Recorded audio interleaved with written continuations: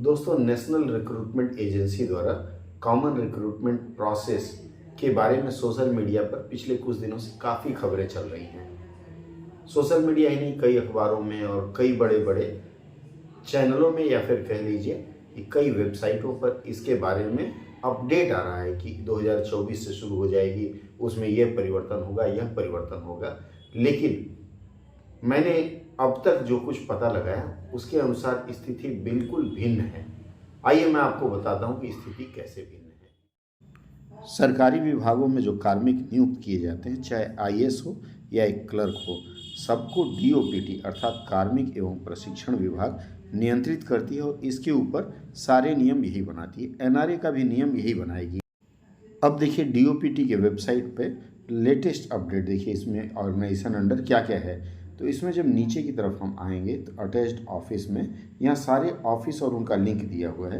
लेकिन जब national recruitment agency के ऑफिस में आते हैं तो वहाँ लिंक नहीं दिया हुआ है। इसका मतलब है एनआरए के बारे में डीओपीटी ने अभी तक कुछ अपडेट नहीं दिया। अब यहाँ देखिए डीओपीटी का प्रेस रिलीज सेक्शन है, प्रेस नोट। इसमें भी देखिए आप नीचे आकर के देखेंगे कि एनआरए के बारे में इन्होंने नोटिफिकेशन दिया है और उस पर मोर इन्फॉर्मेशन दिया है। उस पर क्लिक करने के बाद ये इसकी एक बुकलेट निकलती है। देखिए आगे cabinet approved setting up of national recruitment agency, ये है आपका 19 अगस्त 2020 का नोटिफिकेशन है।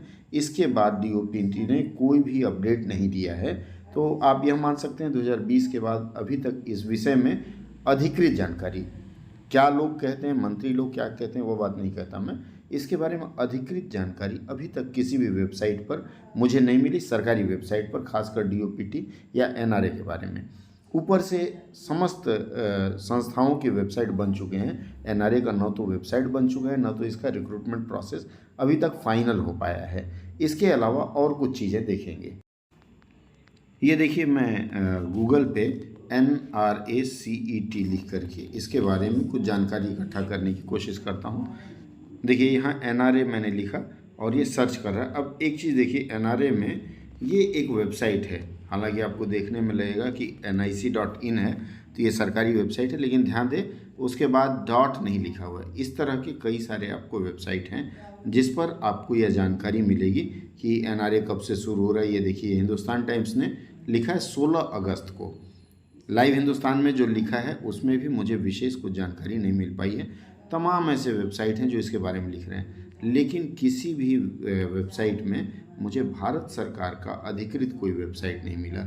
गूगल पूरा करते जाइए, मैं 1.5-2 घंटे ढूंढ चुका।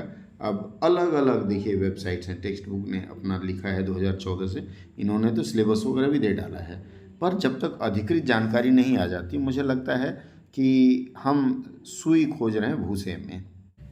अब अभ्यर्थियों के मन में एक और शंका है कि एनआरए सीईटी जब होगी तो इसमें क्या जूनियर हिंदी ट्रांसलेटर की भी परीक्षा शामिल होगी, क्या और परीक्षाएं शामिल होगी, या क्या क्या परीक्षाएं शामिल होगी। इसके शुरुआती जो नोटिफिकेशंस आए थे उसमें देखने पर यह पता लगता है कि ग्रुप सी और बी की भर्तियां इसके द्वारा सीईटी के माध्यम से होगी। इसके ऊपर डीओपीटी में आप जाएंगे तो उनका एक बुकलेट भी है, उसमें उन्होंने सब कुछ विस्तार से लिखा हुआ है, लेकिन उसमें अनुवादक की परीक्षा आएगी या नहीं आएगी इसका कोई स्पष्टीकरण मुझे नहीं मिला है। अगर आप लोगों को मिला है तो आप साझा कर सकते हैं, मैं अपने आप में या अगले सत्र में कुछ सुधार करने का प्रयास करूंगा।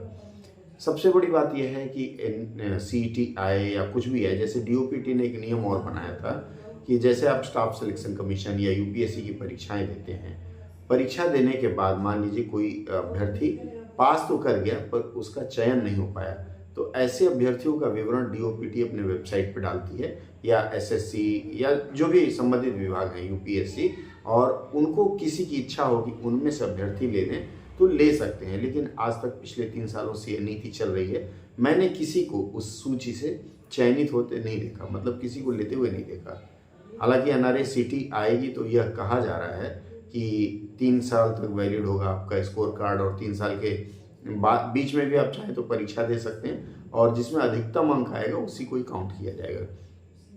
लेकिन यह मैंने देखा है कि स्टाफ सिलेक्शन कमीशन यूपीएससी होने के बावजूद कुछ संस्थान ऐसे हैं जो इन दोनों को नहीं मानते हैं और संस्थान खुद की भर्ती निकाल रहे हैं। अब आप देखिए एम्स का ही देख लीजिए उदाहरण। एम्स के कई संस्थान हैं जिन्होंने 3,500 तक फ़ी रखा हुआ है।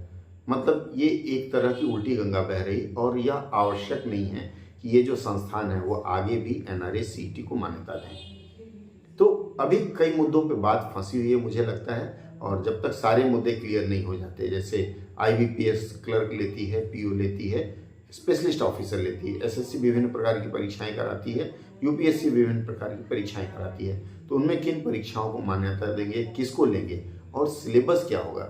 हालांकि मंत्री जी ने अभी कुछ दिन पहले शायद किसी अखबार में इंटरव्यू दिया था, पर जब तक लिखित ना आ जाए मैं कहूँगा कि आप इस पर यकीन ना करें और अपनी पढ़ाई का क्रम जारी रखें, बजाय इसमें कि एनआरए आ जाएगा तो हमारा नुकसान हो जाएगा या कुछ होगा। आशा है आज की वीडियो में मैं आपकी कुछ जानकारी आपको दे पाया हूँ। अगर जानकारी अच्छी लगी हो तो अपने मित्रों में भी साझा करें ताकि उनमें भी घबराहट कम हो। अगले सत्र में पुनः मिलेंगे फिर कुछ नई जानकारी के साथ। तब तक के लिए जुड़े रहिए हमारे साथ।